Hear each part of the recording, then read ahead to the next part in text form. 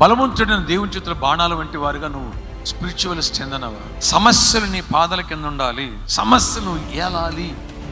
నీ దుఃఖ దినములు సమాప్తమై అనేకుల జీవితాల్లో నువ్వు వెలుగునివ్వాలి అని అంటే ఒక్కటి, ఇంటర్నల్గా నీ వీక్నెస్లు జయించడానికి ఎప్పుడైతే ప్రభు పాదాల చెంతకు వచ్చి మొర్ర పెడతావో ఆటోమేటిక్గా నువ్వు జయించగలుగుతావు, సక్సెస్ అవుతావు. ఆ నెక్స్ట్ ఆర్థికంగా కూడా ఎదుగుతావు.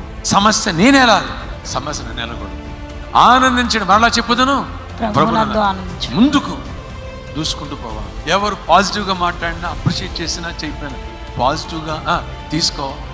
వాక్యాన్ని ముందు పెట్టుకో. నా నిమిత్తము, నా సువార్త నిమిత్తము నేను నిందించి హింసించి చెడ్డగా పలిగితే ధన్యుడు, పరలోక రాజ్యములు నీకు ప్రతిఫలం ఎక్కువైందన్నాడు దేవుడు. గట్టిగా చెప్పడం దేని మనం